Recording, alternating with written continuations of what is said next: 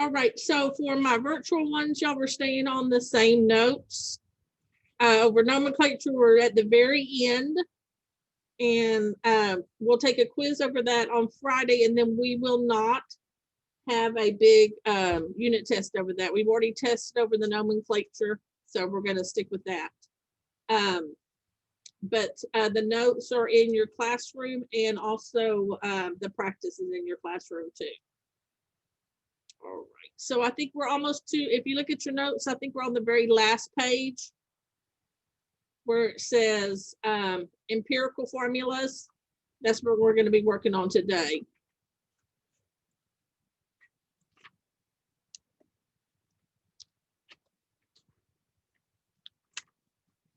And it's not that it's real hard, but it does just require several steps. So I guess that's kind of what maybe makes it a little bit hard, keeping those steps in order. All right, so I get everything working today.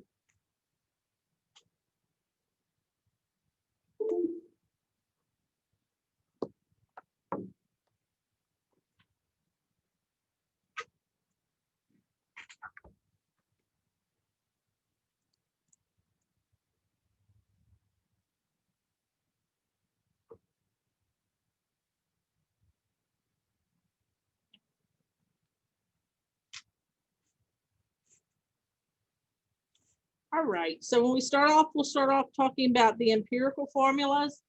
And those are formulas which have been reduced to their lowest terms. If you're dealing with an ionic compound, a metal plus a non-metal, those will always be written in empirical formulas because there's only one way that those can be put together.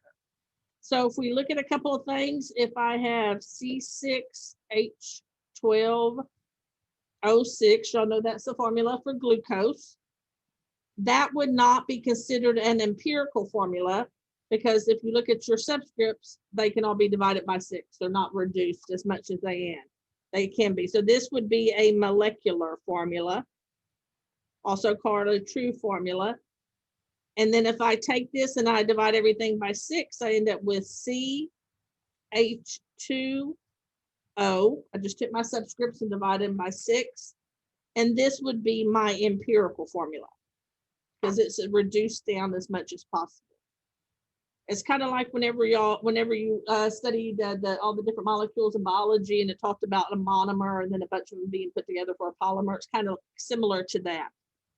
So empirical formulas can be calculated from 2 different types of data, and that's either the percentage of each element in the compound or the number of grams of each element. And although it may look different in the given, you do the calculations the same. So it's just what you're given may look a little bit different. So your steps to determine your empirical, you're going to take the grams of each element or the percentage, either one, and you divide by the atomic mass of the element.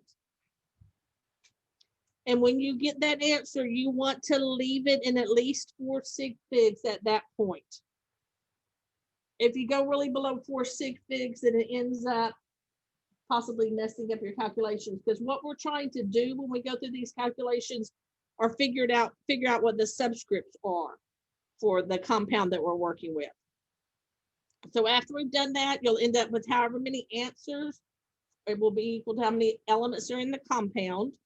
So then you're going to compare all your answers and you're going to select the smallest. And you'll divide all values by that. Because at this point, we're trying to figure out the ratio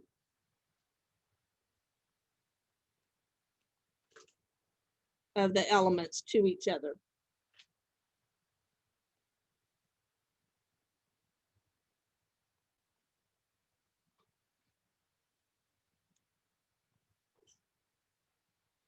The results of step 2 will be very close to a whole number, or will be a recognizable number fraction, something like 1.5, 2.33, 6.7, something that you can recognize as saying, oh, if I multiply this by this whole number, I will change that fraction to a whole number.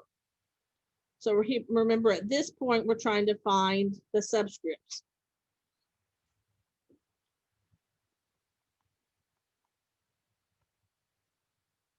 So on step number 3, if you get a whole number, that makes it easier. You don't have to do step number 4. But on step number 4, if I don't get a whole number, if I get something like this, obviously I can't make those into subscripts. So if I get a number fraction, then I have to look at that number and think, what can I multiply it by to get it up to a whole number? So for instance, if I did this and I got 1.5, you would say, well, I can multiply 1.5 by 2, and then it would end up being a whole number.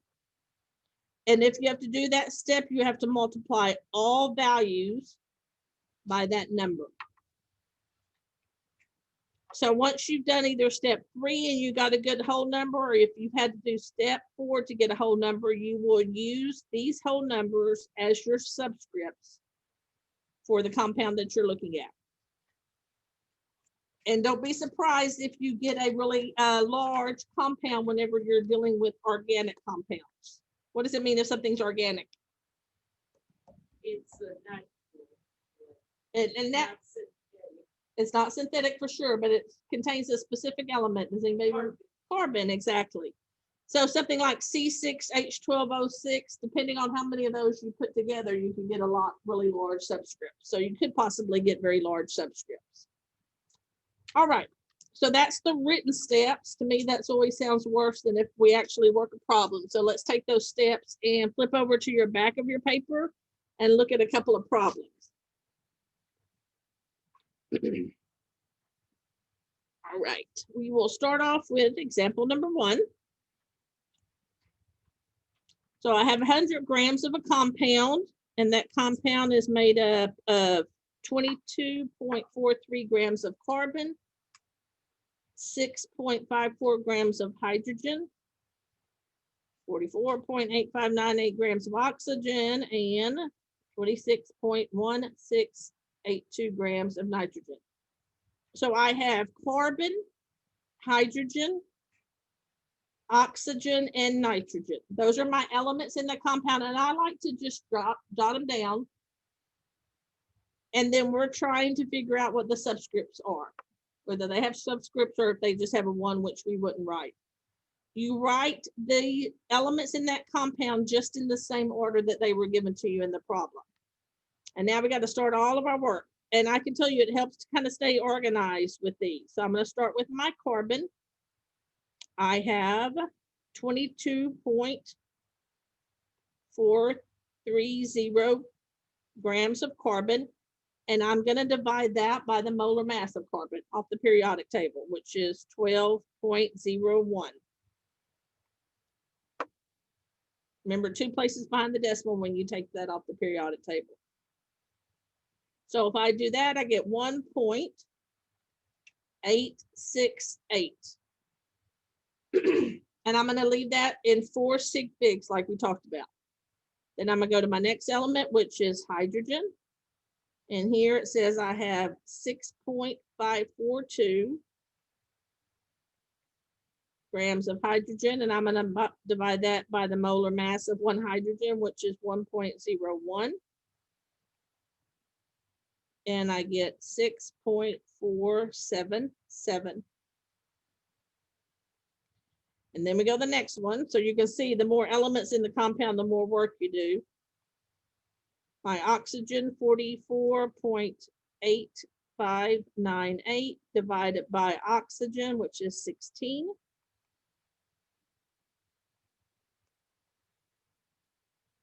.04. And finally, my last one, which is my nitrogen,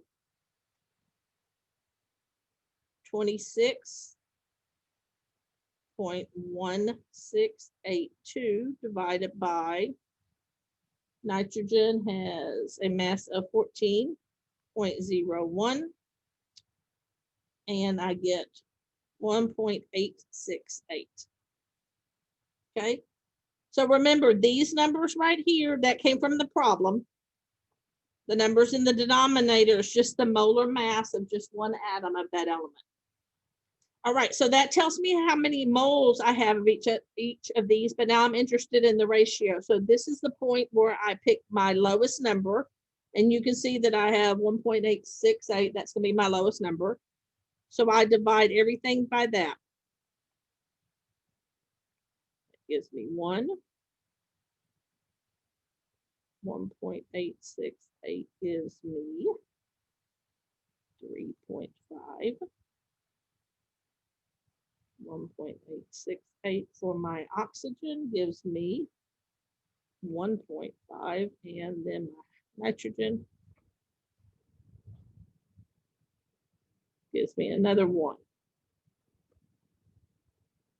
Now remember, the whole point of this is to try to figure out what our subscripts are, and I cannot have a subscript of 3.5 or 1.5, can I? So what do I need to multiply those by to get them to whole numbers? By 2. If these need to be multiplied by 2, I have to do it to all of the numbers. So even though 1 is a whole number, if I'm going to have to multiply those other 2 by 2, then I have to do that with everything else. So for my carbon, I got a 2. 3.5 times 2 is 7. 1.5 times 2 is 3. And 1 times 2 is 2. So there are my subscripts. I'm going to have to rewrite that.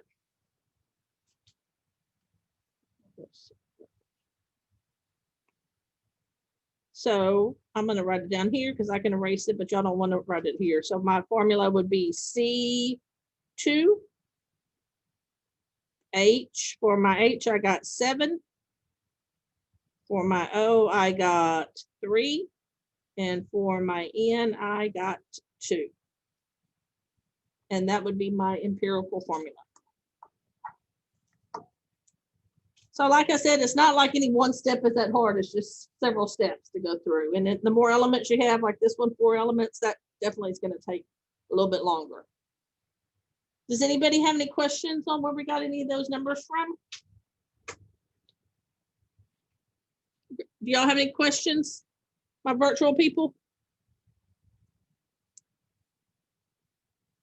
No? All right.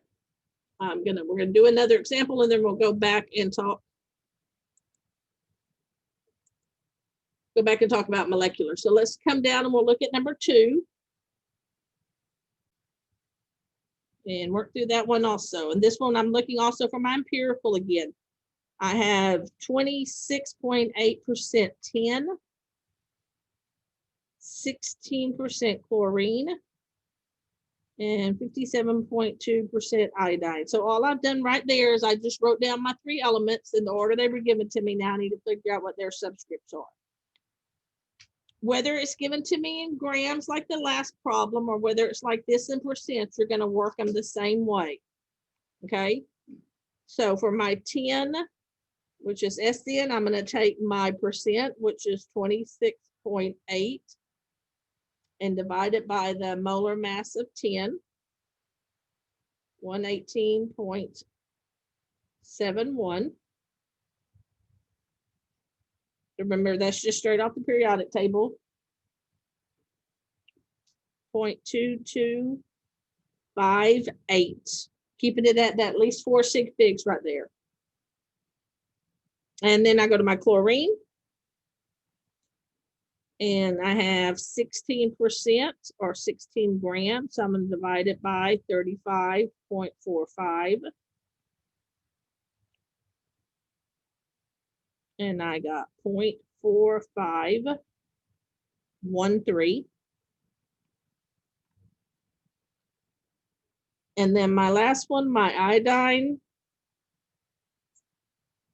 57.2 divided by 126.90.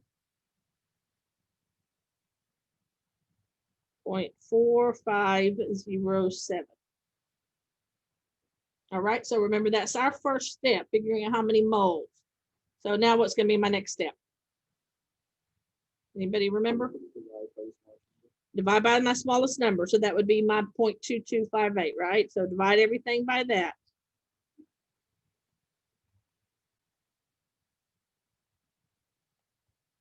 .258 gives me, I think this gives me 1.99 or 1.98, but close enough that we can call it 2.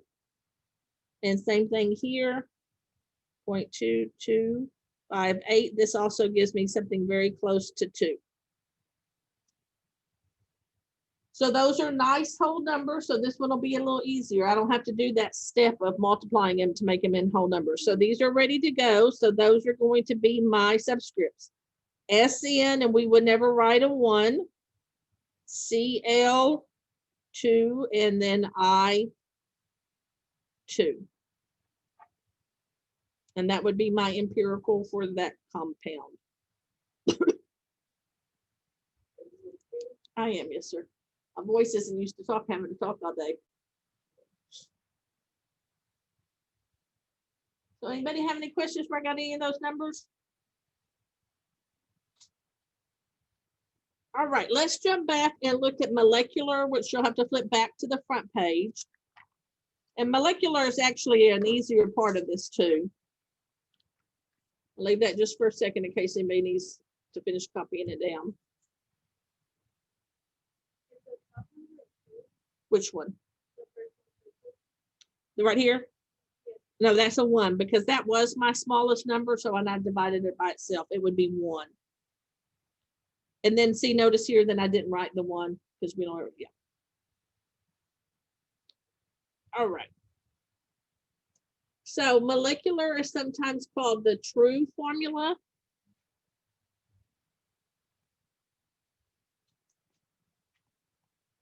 Because it's what we're really used to seeing. I mean, obviously we know glucose is C6H12O6. We don't know it by its empirical formula. So to determine the molecular formula, you must know the compound's empirical formula. So either that'll be given to you or you'll have to go through and do all that work to get it. And the molar mass of the molecular compound, and that always is given to you. I'm trying to figure out the formula of the molecular compound. There's no way I can figure out its molar mass, so that has to be given.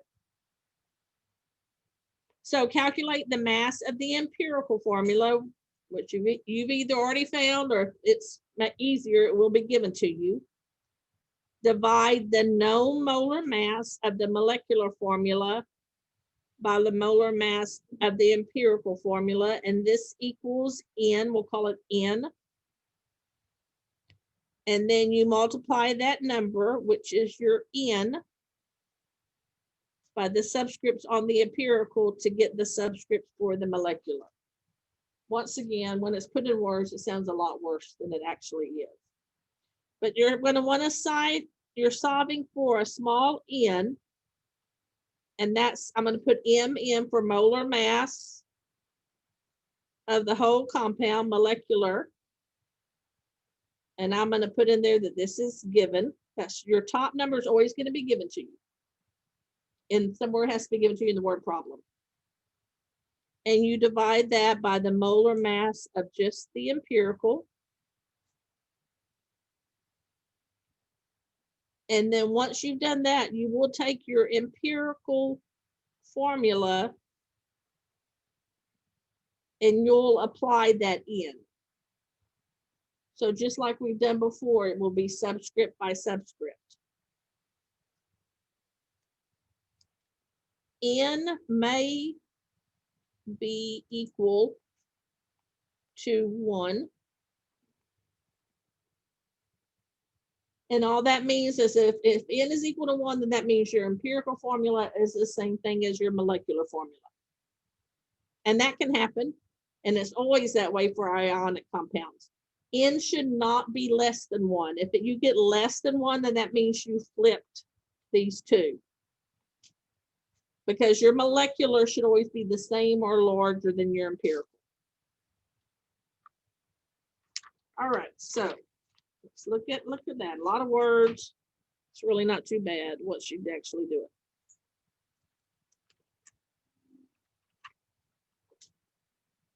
All right, so if you'll go back to those examples, we're going to look at number 3.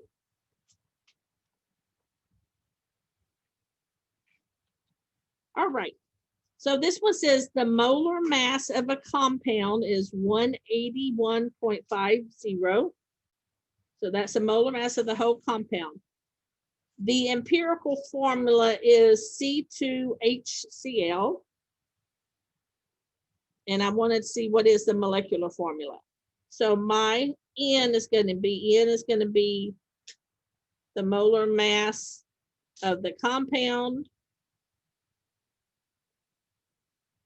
divided by the molar mass of the empirical. That has to be my first step.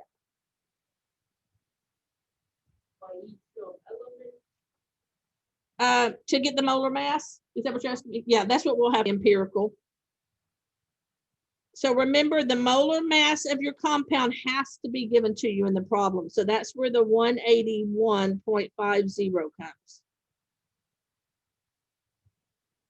And then I divide that by the molar mass of the empirical,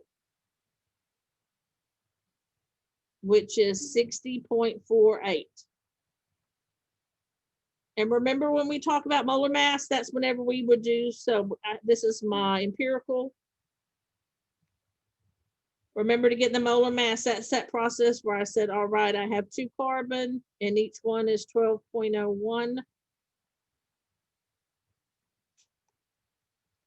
And then I did the same thing for my hydrogen. Y'all remember doing that? Okay, so that's where I got this number from right there. By doing that for whatever compound that is. Yes, ma'am. You don't have to, because just that sometimes people are like, where do you get that number from? And once we've learned molar masses and done them a couple of times, I don't keep on doing them over every time because we also use them for stoichiometry a lot. But this 60.48 came from me adding all of those up. And a lot of times they're real simple. You can do them in your calculator. So when I take that and I divide my top by my bottom, I get 3. And I'm doing these in a lot of steps. I realize at this point, you probably don't need to do this next step. You probably can obviously do it in your head. So here's my empirical. I figured out what my N was. So now I have to use that N to change the subscripts to get to my molecular. So 2 times 3 would be 6. So I end up with C6, H3, Cl6. And that would be my molecular. This one here is my empirical.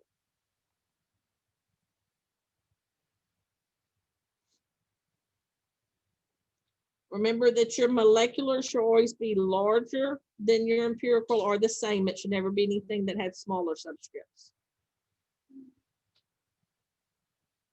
Does anybody have any questions on that one?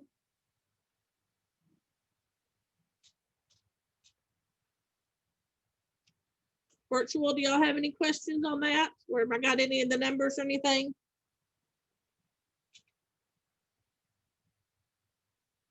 Y'all through copying this? Angel, you through copying this or you still? Okay. The way my thing works, it won't let me. All right, ladies, y'all are good? Okay, so now y'all, I want y'all to try number 4, example number 4. This is worth it. All right, so if you look at this one, you're doing both. You're finding the empirical and then you're finding the molecular. So it says find the empirical formula for a compound containing only carbon and hydrogen. So that's all I have. That's going to mean it's going to be a lot less work.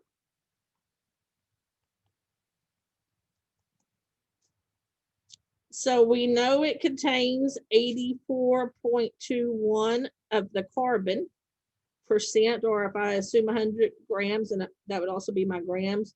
How much hydrogen does it contain? 15.79, perfect. It says right here, those are the only 2 things that are in there. So if I know the carbon, I subtract it from 100, right? So what's going to be my first step? I'm going to get y'all going. What are you going to divide by? 15.79.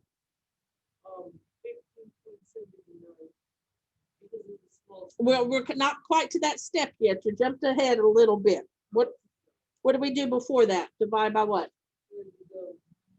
Perfect, the molar mass of the element. So that would be for carbon and that would be for hydrogen. All right, so I'm going to let y'all kind of got you started. See if y'all can get all the way where you get an empirical and then also a molecular.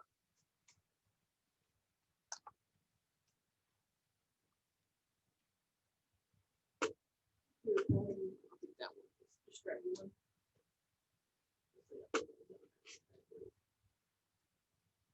You need one round here, you're good. You got your calculator.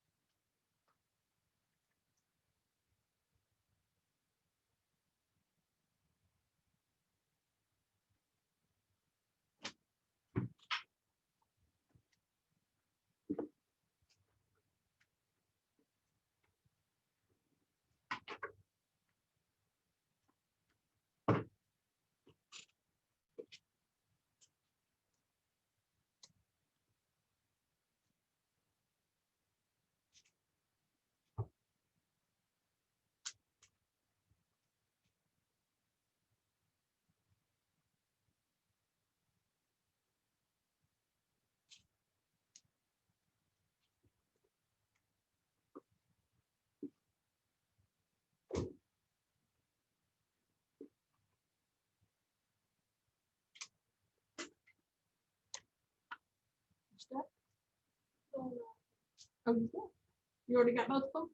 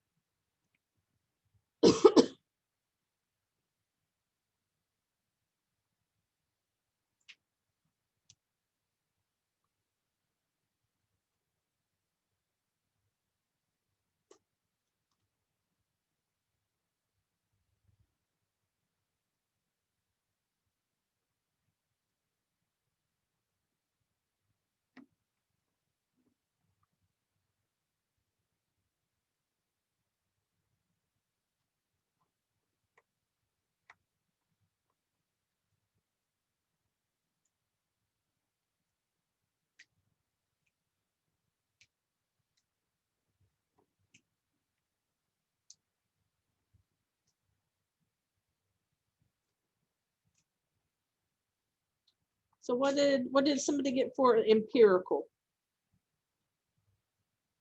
Anybody? Gabriella, what did you get for empirical? Well, but remember, that's not empirical. Empirical is my formula.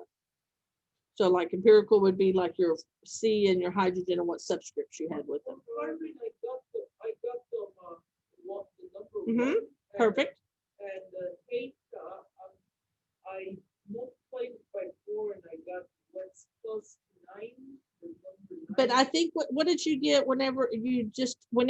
so we were at this, what did you get when you divided it by 7.01, like something like 2.2 something, 2.2, something real close to 2.2.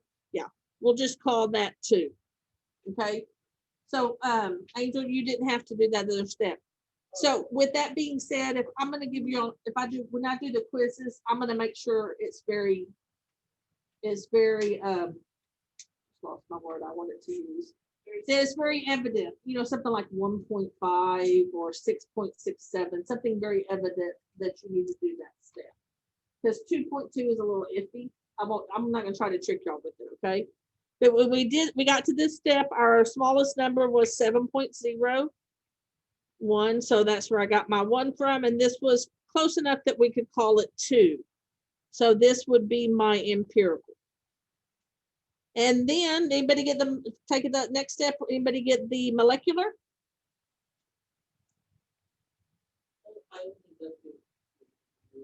Okay. So remember to get my molecular, I'm going to take the molar mass of the compound. That's always the one that's given to you. The one given to you should always be on the top. And I'm going to divide it by the molar mass of this empirical. So that would be a carbon is 12.01. Each hydrogen 1.1. So that's 2.02. So I end up getting 14. Is that right? 0.0. Why do I have 04 on here? I guess because I can't add. 14.03. So that's what's going to go down here. Top number divided by my bottom number, I get something really close to 8. So now remember, I take that and I apply it to my empirical formula, my subscripts there. So 1 times 8 is 8. And then for my hydrogen, 2 times 8 would give me my 16. So this would be my molecular.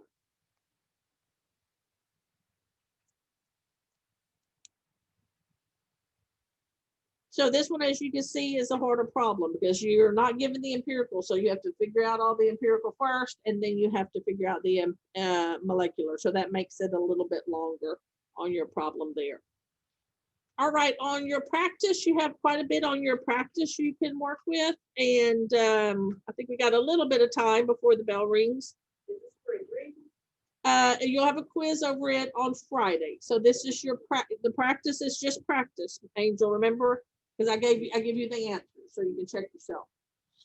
And like I said, we'll continue with this tomorrow and then quiz on it on Friday. So take a few minutes and work on a little bit of practice. If you have any questions, then you can let me know.